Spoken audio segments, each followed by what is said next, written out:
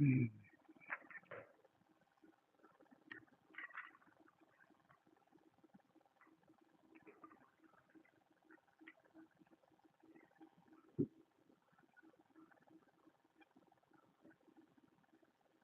mhm,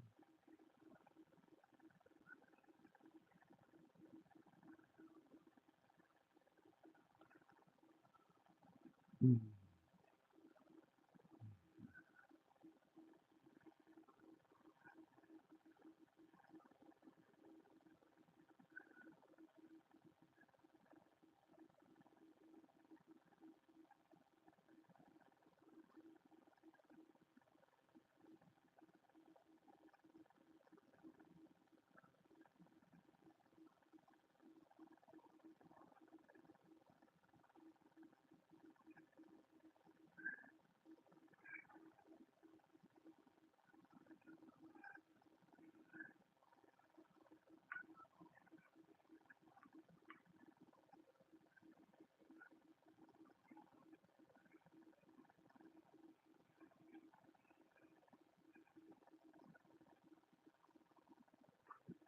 I'm actually on here learning.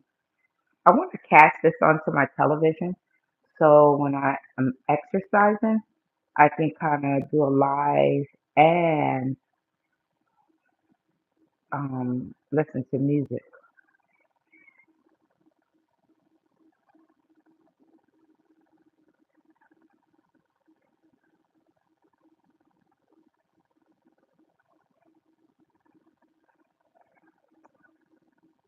Okay.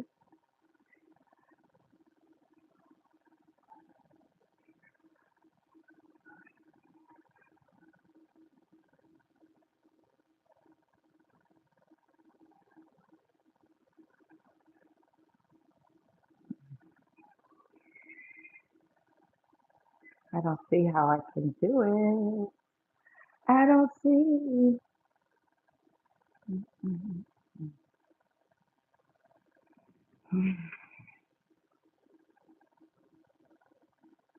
Okay.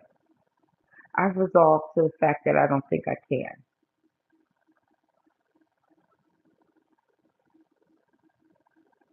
It doesn't give me that option and capability.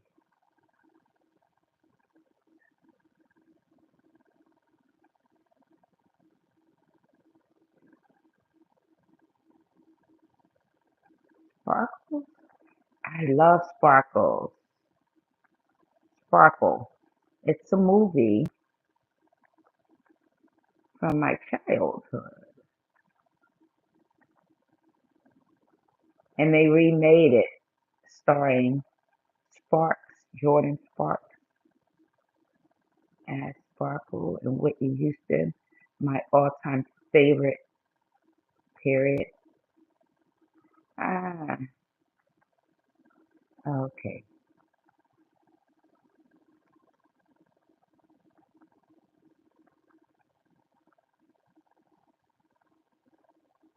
Oh, what I'm doing. I am not that smart when it comes to this technical stuff.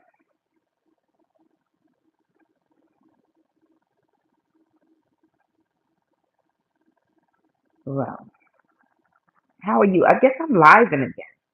I'm living again. It's not a bad thing. I can sit down and I can read some messages. So what are we gonna talk about? Let's chit chat. Let's have a topic of conversation.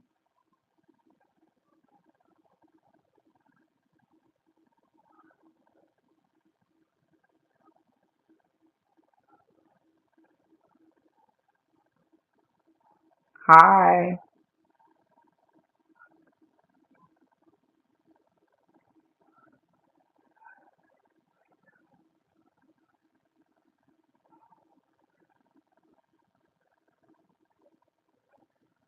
Can I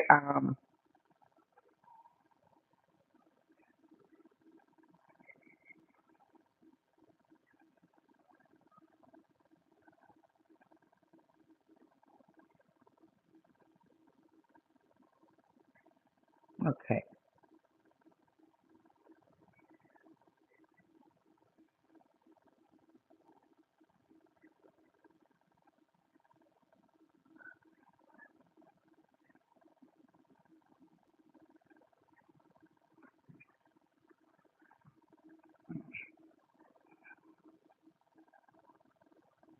Has anybody traveled any place interesting lately?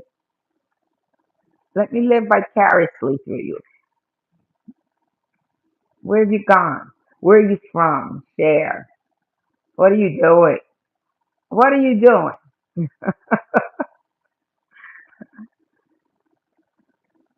Chat with me.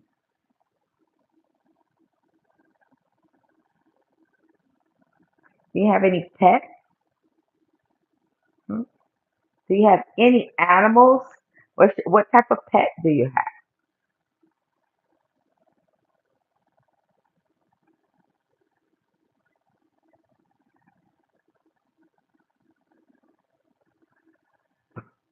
Yeah,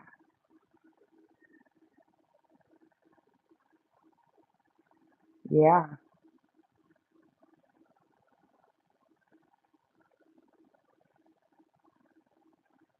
Nobody's going any place, or am I just being talkative? Should I? Okay. Okay, I'll tell you the best piece of steak I've ever had. Okay, so I went to Las Vegas.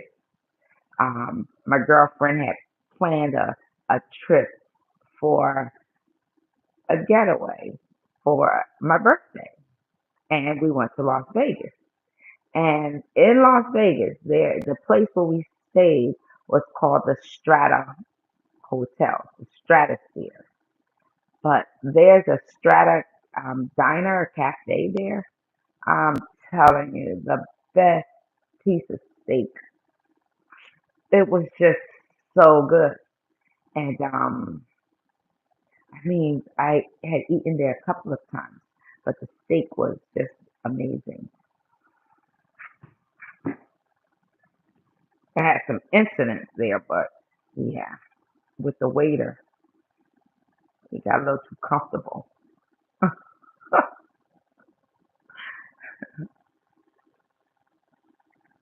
But that was the best piece of steak. Anyway, I was just trying to share. Um,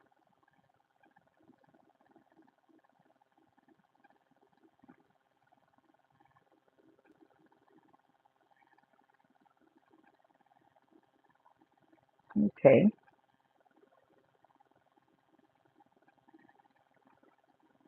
can somebody share with me what their perspective is on life? What is your perspective? Is that a hard question?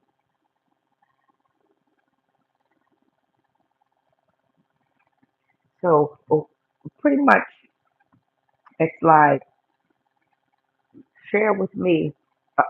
Your point of view. What are you? Where are you coming from in terms of life? For me, I feel as though people are more important than things. That's how I usually base interaction because we deal with humans all day long. That's what we're doing. Whether it's face to face, whether it's social, on what do you call it, FaceTime, whether it's just over the phone customer service. We deal with people all the time. So to make sure that I keep things in proper perspective, because I'm going to be judged by God on how I treat you. I am. I'm going to be judged by God on how I treat you, how I treat others, how I respond. Those are the how I respond to God. That's one thing I'm going to be judged on, and how I respond to others. That's why it says to love the Lord thy God with all your heart and your soul and your might, and to love your neighbor as you do yourself. So he's concerned about how we treat one another. And with that in mind, I am usually trying to be attentive to how I treat people. Make sure that I don't have any malice in my heart, no hatred, no envy, no jealousy. Jealousy has not ever been an issue for me. I just haven't ever had a jealous heart. One that um, would wish bad on somebody or not like somebody or want to be somebody or, that hasn't ever been. I was always grateful for generally what I had. I didn't have a lot growing up, but I learned how to be thankful and grateful for the things that I did have. So those ways of dealing with others.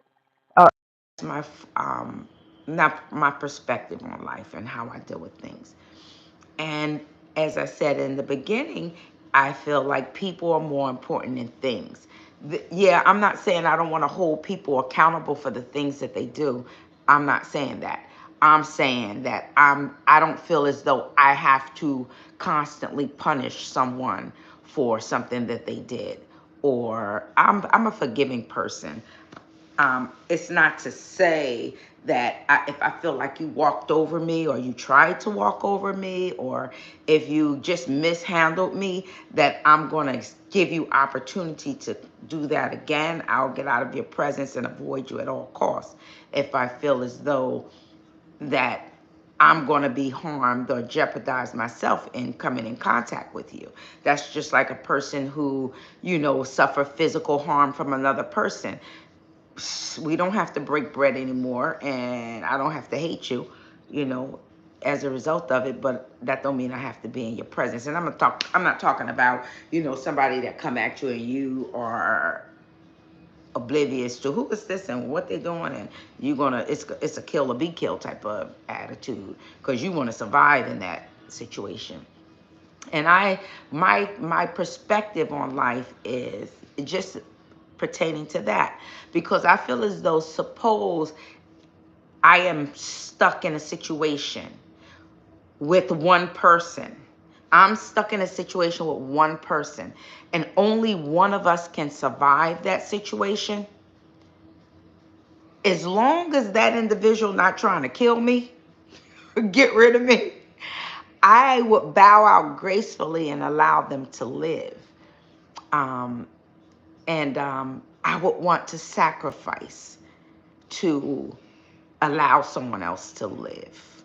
And I would do that. I think that's the type of heart that I have. And, who knows who God is? God is the type of person where it looks like only one of you going to survive, and he turns around, things are a test. He turns around and save you both. Excuse me.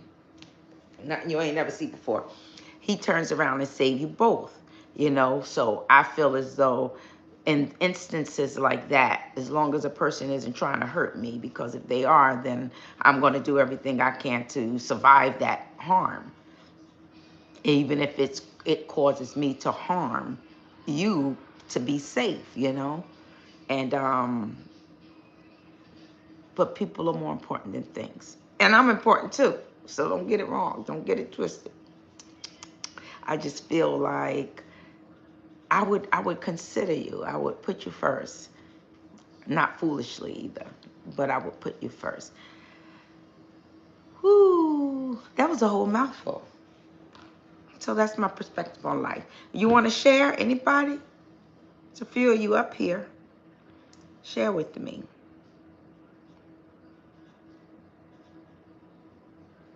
If you could have a superpower, what would it be? Oh my God. What would my superpower be? Mm.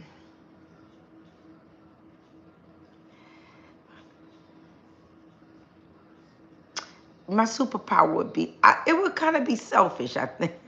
I don't have good thoughts right now. That's not good. I don't have good thoughts right now. Yeah. I would be selfish. If I had superpowers, I'd be selfish because I'm always thinking about other people. I'm always doing things for other people. So if I had superpowers, I'd do stuff for myself. I'm sorry. That was my honest opinion. That's my honesty, and I'd rather be honest with you than lie. Nothing even came in my mind like I would save the world from hunger, or that didn't come to my mind, or I would get $1 million. That wasn't even what I'd do if I had superpowers, like get $1 million. Um, like $1 million is any money nowadays. Because as soon as you spend $1, you're no longer a millionaire. But I would like to be in that position to be able to feel what that feel like. One day, one day, one day, one day, one day, one day. Yeah, it'll happen. Oh, yep, yep. So that's my superpower would cause me to be selfish. Okay, personal growth. What are you currently working on to improve yourself? Wow, I'm working on my weight, and I'm and I honestly feel like I look at other people's videos, and I'm not comparing myself to other people. Excuse me. But other people have different plans and things that they did in order to be successful. And it makes me happy to see, wow, they accomplished it. Wow, they got there. And, they made a goal and they accomplished it. And I lost over 80 pounds, 90 pounds. And the fact is I feel a whole lot better than I did before I lost that weight. But I still have so much to lose. And if it wasn't for the fact that my knees were, I'd be okay with being this size, you know, being shaky, jiggly. I don't mind that. But because I'm more confident in my body. I just don't like discomfort. I just don't like the pain of it all. Yeah. So what am I working on? And I'll tell you, I'm working on my faith. I'm working on believing God for the impossible. I'm working on faith because the just shall live by faith. So that's what I'm working on. Just believing God. So that's a personal thing. I'm also working on behavior, you know. I'm working on attitude. I work on my attitude. I'm not. I call myself frank, so I can say things a little abrasive or abrupt, but that's something I've always. Cause my tongue, it. Mm, I was never a cursor, like use profanity. It was not my choice of language. I never needed to use profanity to express myself, but I have the ability to generally, and this is what I used to be. I can say some very sharp words, and it'll be all true. I can say some very sharp things out of my mouth to be hurtful. So I'm 59, and this was young because like I was sharing in another video, people would pick with me when I was younger because they just could. Kids do that. So if I'm going to defend myself, I was always, that was my ability. I was quick with words. I can speak some stuff, and I never have to use profanity, but I'm gonna get my point across. So one thing I've learned to do is to discipline myself in the things that come out of my mouth. How is what I'm going to say going to affect that person? Are they going to still, is their soul going to still be intact when they leave me? Because that is not worth saying if you're going to damage a person's soul. So that's what I measure it on. If it's going to hurt their soul, and I know if it's going to hurt their soul or not, I know the intentions behind what it is I'm going to say. So if my intention is to hurt their soul and I say it, then I'm going to damage their soul. Even though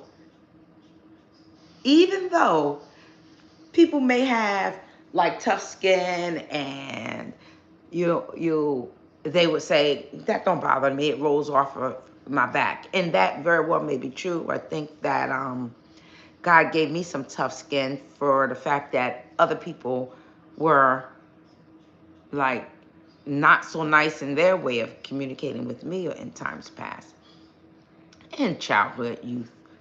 But anyway, I learned how to season my words with grace, to say things to build, to edify, to encourage, to correct and love. Those are the things I choose to do with the words that come out of my mouth. And behind it is the love that I have for a person. I genuinely love people. I mean, like, I love people. I love to see people have a good time. I love to see people dance.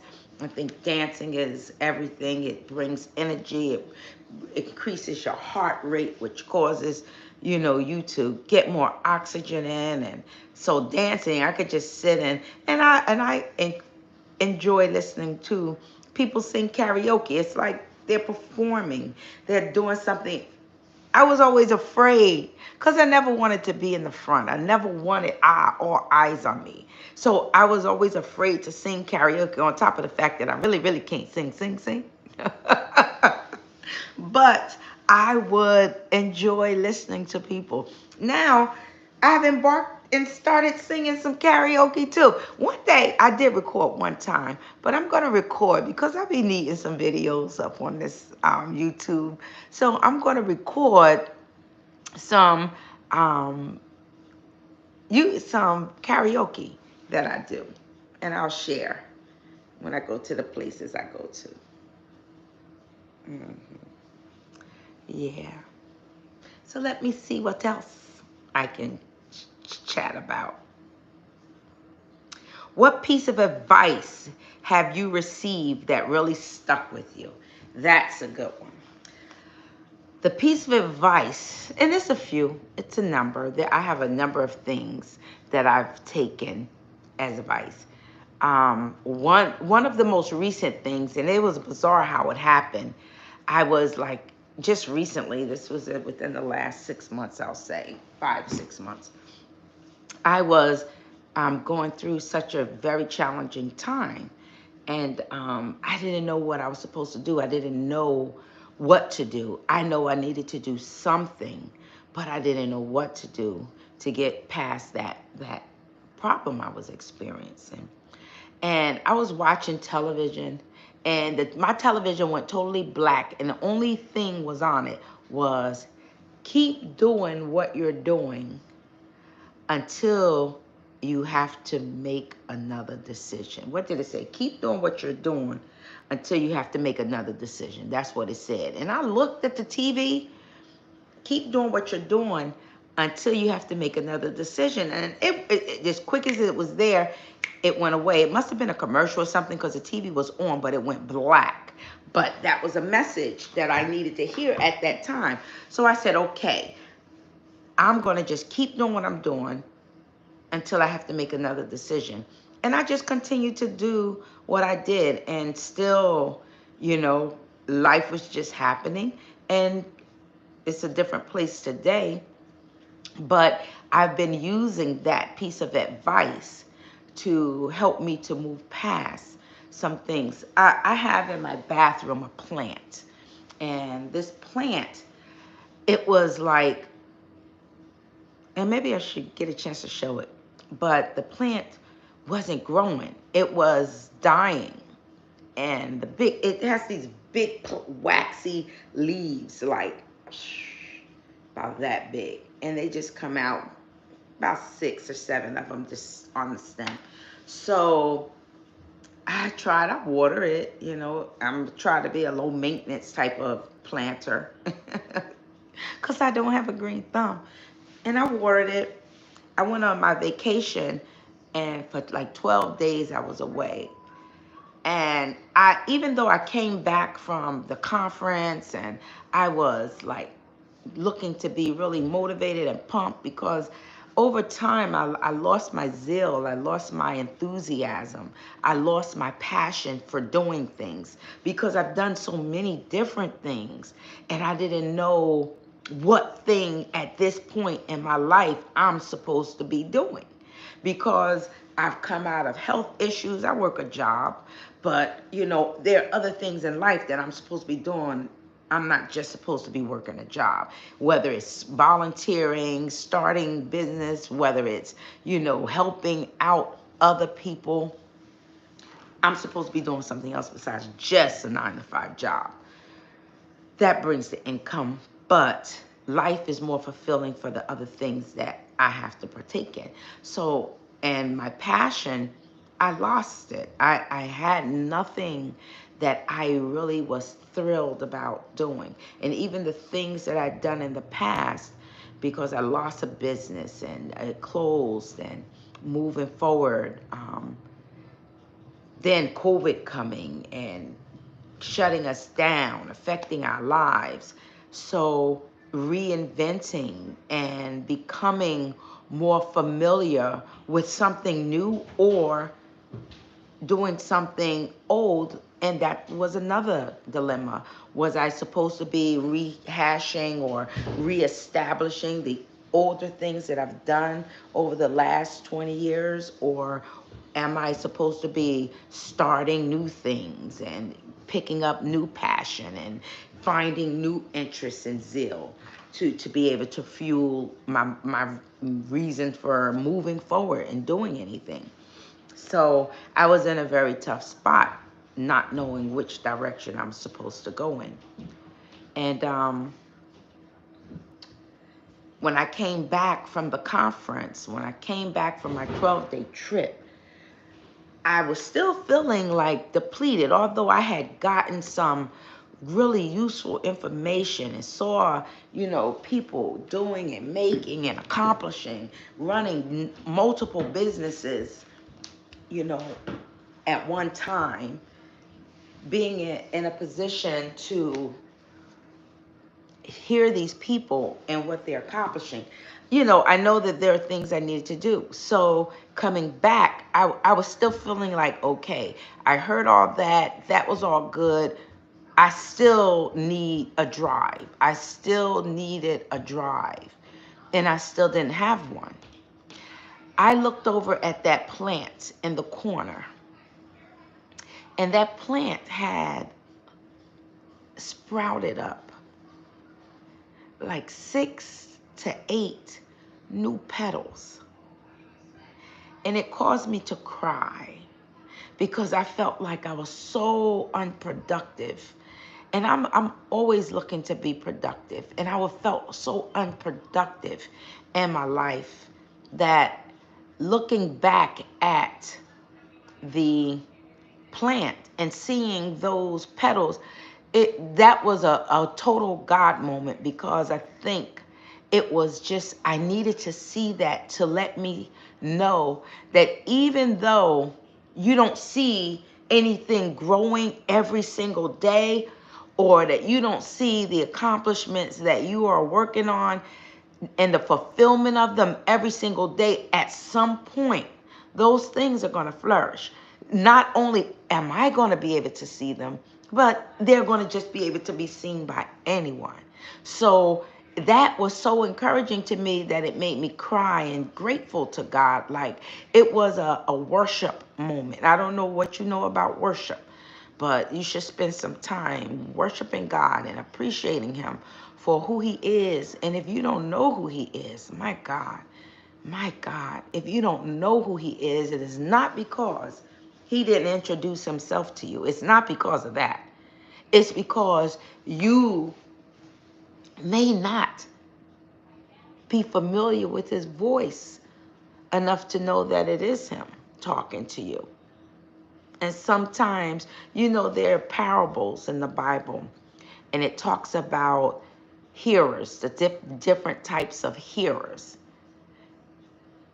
And there's a type of hearer that, when the word is coming forth, when knowledge and insight and understanding and the revelation of God is coming forth, you hear it, but all the other cares of life drowns out and starts to choke the seeds that has been placed in your hearing, that has been placed, because the eyes and the ears are the windows to our soul. So we need to hear it in order for it to get into our soul. But then when all the cares of life, from our responsibilities, our families, our finances, our social status, our economical status, how the world is going is so unpredictable. When all of those cares of the world come, it's hard for you to hear. It's hard for you to understand. And there are different types of hearers. So that's one where things fall on, and it doesn't take root. So it doesn't allow you to be able to know who God is. And like I said, not because he didn't introduce himself to you, because then he would be unfair. And he's not unfair. He's not unfair. You can say, if you want me to know you are real, don't say, give me $1 million. Because people would say that all the time. And he don't need to give you $1 million to make you believe he was real. Now, I'll tell you, there was a moment when I was raising my children, single mom, and I needed a box of sugar. And I was like, all I needed was a box of sugar for my dinner to make for my children. I went to the store, and I had a few dollars, and I went to the store to get some things. And all I had was a few dollars, and the things that I needed, I had to get those. They were more of a priority, but I still wanted some sugar. When I got to the register, there was this crumpled up $1. I don't know if you are familiar with food stamps. $1. It was brown and white, the writing on the ink on the paper, but it was crumbled up at the end of the register. And I looked at it, and I was like, it was $1. I was like, a whole dollar bill. Back then, I was like, I need to go get a box of sugar. On my way home, all I could think about was, God gave me that dollar. That was just like getting $1 million, because I didn't need $1 million. All I needed was some sugar. So to me, that meant the world to me, because he met my need, my immediate need, right there. I went home, took that sugar, used it, and that's something I could always recall, that God will supply all my need according to his riches and glory by Christ Jesus. However he do it, whoever he do it through, he will always do it. He will. And that's my and I started talking about that because of the questions, being the very best advice. So if I can pass on any advice to you, the very best advice I ever got, if I could pass on any advice to you, I would say, ask God, who are you? Just ask him. He'll introduce himself. He will introduce himself. I can't wait. I know him already, so, but you know what? He still unfolds a little bit more about who he is to me as I'm continuing to live, because I know him. You can know someone as a father, you can know them as a brother, you can know them as a cousin, you can know them as a business person, but then you know them now because they do a lot of work for the community. You didn't know that about them. So that makes them, like more intriguing, because wow, I didn't even know that about you. And then that's how it is with God. We can have all of these things that we're known for, but God is in a box. He's not in a box. God is not in a box. So he continues to reveal himself. The scriptures say he's the Alpha and the Omega. He's the beginning and the end.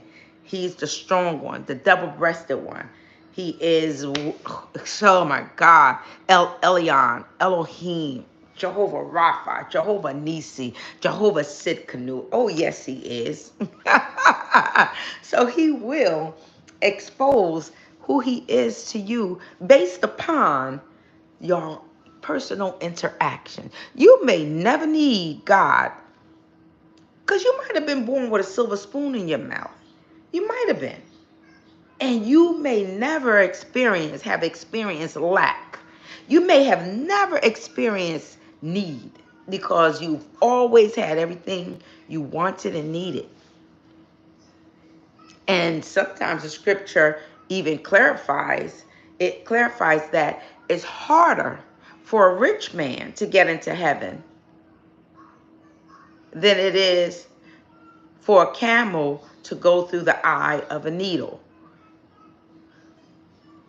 So it's just to say that it's because people don't want to readily give up their possessions in order to follow Christ, because they feel like they have to, although he is the King of Kings, the Lord of Lords, and he ain't never let me think that I needed to be impoverished to follow him.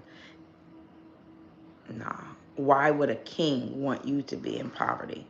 He's a king, he's lavish. And if he's adopting you, you're an heir according to the promise, then why would he want you to suffer? Period. Now, don't get me wrong. We suffer. I've had some suffering moments. But you want to know what? I was standing in bread lines with my children. I ain't hardly ashamed of any of that. I'm not. I'm not. I stood in bread lines, walked from one spot to the next because I wanted to feed my kids. And I fed my kids. Yeah. If you got to, you got to. It caused me to also be creative. I have to figure out a way to make some money. What can I do to make money?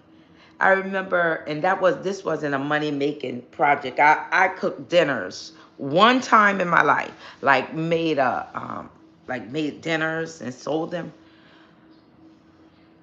and I made a couple $100. But my water bill went up a couple $100 too. My water bill went up a couple $100 because all the cleaning the chicken, I was like, I ain't doing that no more. No, that was too much. I had somebody clean the chicken, but the fact is that why am I gonna waste $200 in water bill to? I didn't think it was worth it. It was just too much work for $300. I can go out on the corner and sell bottles of water and make more and do less. Just thinking, you know. But yeah, so I had to do whatever I needed to do in order to make make a meal, sustain my family, buy clothing for school, and get them their daily needs and participate in activities and do things like that. Absolutely. Let me find another one.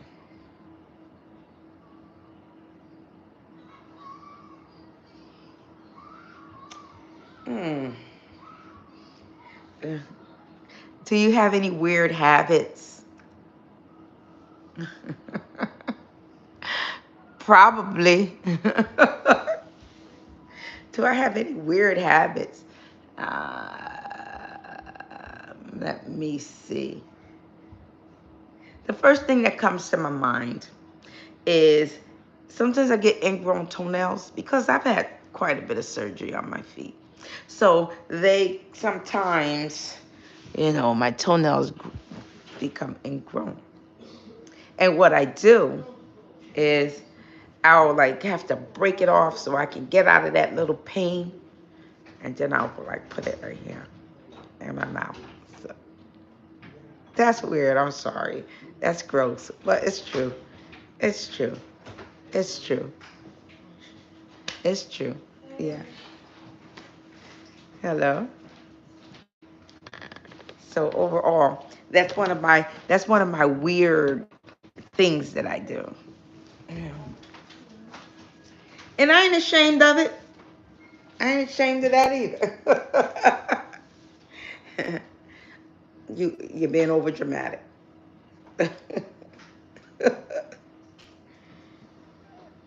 Okay. What's your favorite thing? Okay.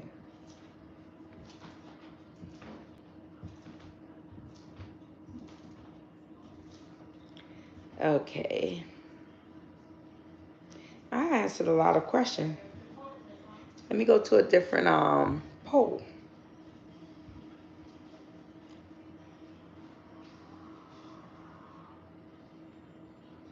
Okay. Now let me ask dating questions. I'll tell you about me. Now, in terms of dating, it says that you're supposed to ask questions of your date that ask them about their goals, their values, and experiences. Which I'm the type of person, when I'm talking with a person, I ask a lot of questions. And sometimes I do. I ask a lot of questions. I'm curious. I want to know who you are. I want to know about you. And sometimes people feel like I'm giving them the third degree. And then because I'm like Dr. Brenda, they say stuff like, don't put me on the couch. I'm like, you are exaggerating. Don't put me on the couch. I am not one of your patients. Like, you know what? You should be. You should be. But really, that's what happens. So when I'm talking about their goals, their values, and their experiences, what is your something? What is your favorite childhood memory? My favorite childhood memory.